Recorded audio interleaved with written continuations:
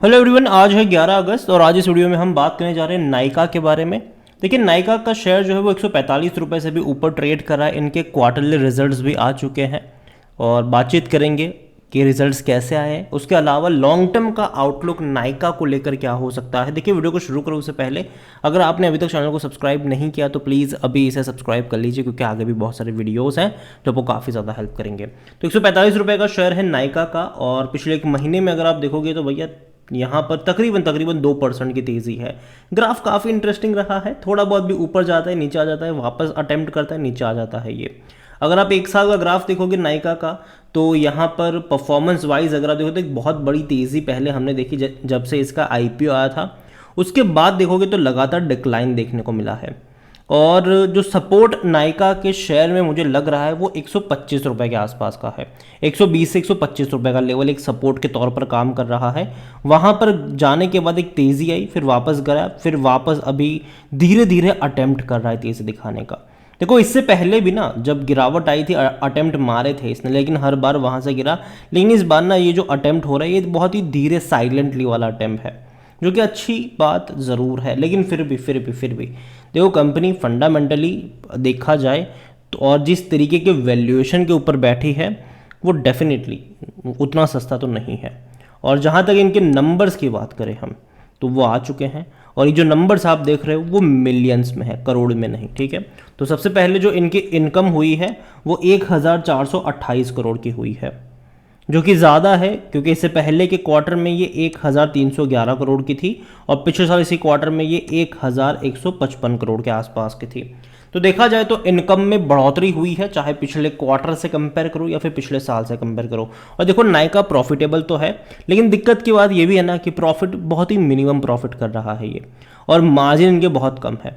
आप खुद सोचिए कि जिस कंपनी का रेवेन्यू 1428 करोड़ है वो प्रॉफिट कर रही है मुश्किल से 5.5 करोड़ का, मतलब मार्जिन बहुत थिन हो रहे हैं इनके। पिछले क्वार्टर में इनका जो प्रॉफिट था वो मुश्किल से 2 करोड़ का था और पिछले साल इसी क्वार्टर में इनका प्रॉफिट था 5 करोड़ का। तो देखा जाए तो भैया मार्जिन इनके कम हो रहे हैं और देखो इनके मार्जिन ना धीरे धीरे कम होंगे भी, क्योंकि देखा जाए तो कंपनी की जो मेन प्रेजेंस है वो आपको ऑनलाइन बहुत बड़े पैमाने पर देखने को मिल रही होगी, लेकिन ऑफलाइन थोड़े से स्ट्रगल तो कर रहे हैं ये।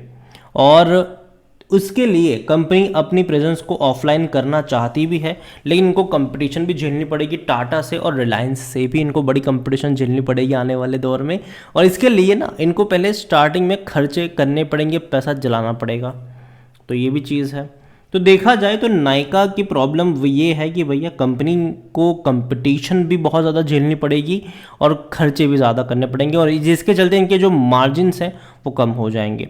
और देखो, जब फेस्टिवल सीजन होगा तो डेफिनेटली आपको इनके रेवेन्यू में एक बहुत बड़ा शूटअप देखने को मिलेगा, लेकिन उसके बाद अगले ही क्वार्टर में वापस से गिरावट भी देखने को मिल जाएगी। तो ये चीज़ें हो रही है यहाँ पर। हालांकि नायका को लेकर अगर हम देखें तो वॉल्यूम्स इनके आज तकरीबन 35 लाख के आसपास के यहाँ पर हमें वॉल्यूम देखने को मिले। और कंपनी को लेकर अगर हम बात करने जाए तो according to money control user बेचने की सलाह कोई नहीं दे रहा, हर कोई कह रहा है खरीदारी करो।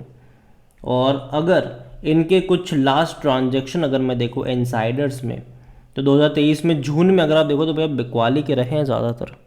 8,000 शेयर बेचे गए, 10,000 बेचे गए, या फिर 70,000 कह लो आप यहाँ पर। तो बड़ी बड़ी क्वांटिटी में यहाँ पर बिकवाली हुई है और वो भी 148 रुपीज़ के भाव पर, 147 रुपीज़ के भाव पर।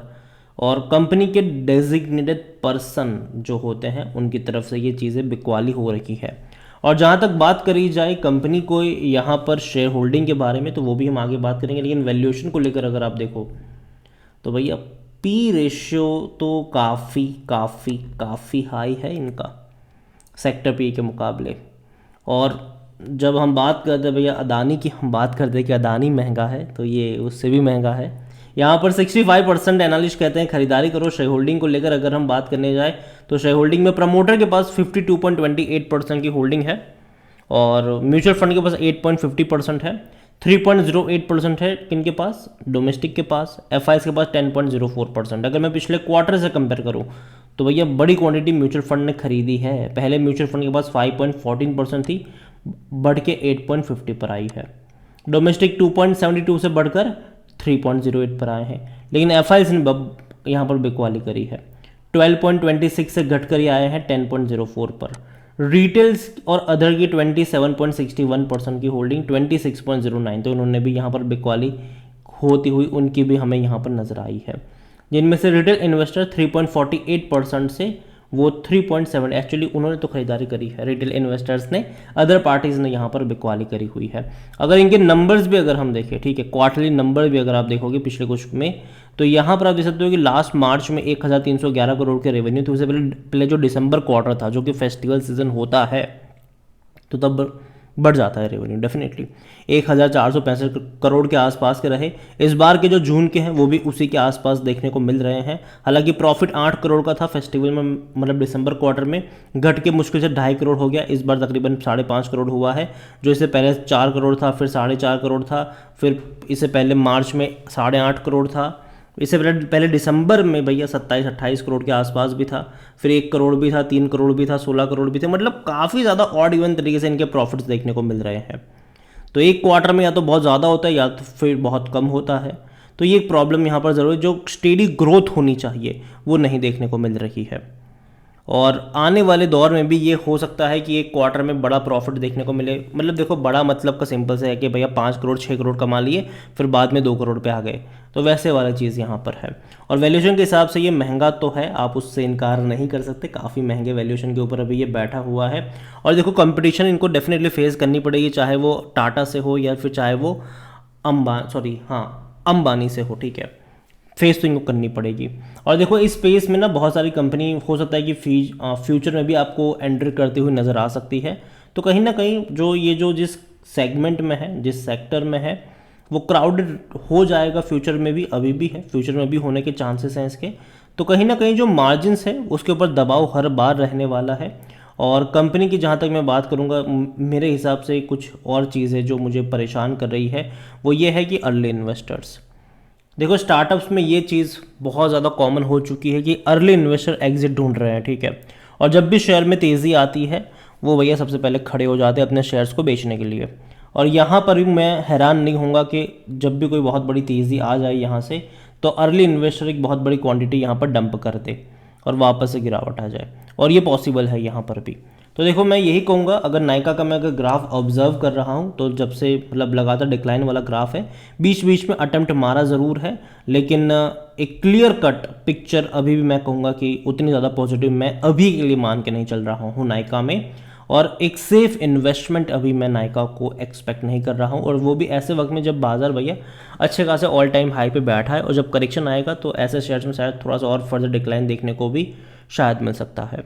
तो यही कहूँगा मैं आपसे कि नायका डेफिनेटली जो रिजल्ट्स आए हैं वो अच्छे हैं, जिससे वो ख़राब नहीं है।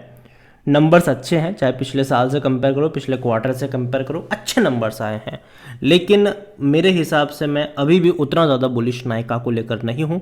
देखो, अगर भाग भी जाएगा थोड़ा बहुत यहाँ से 5-7% की तेज़ी दिखा भी देगा, तो वापस वहीं आ जाएगा जहाँ शुरू हुआ था। ये मेरा मानना है, बाकी मर्जी आपकी है। वीडियो को यहीं पे एंड करूँगा।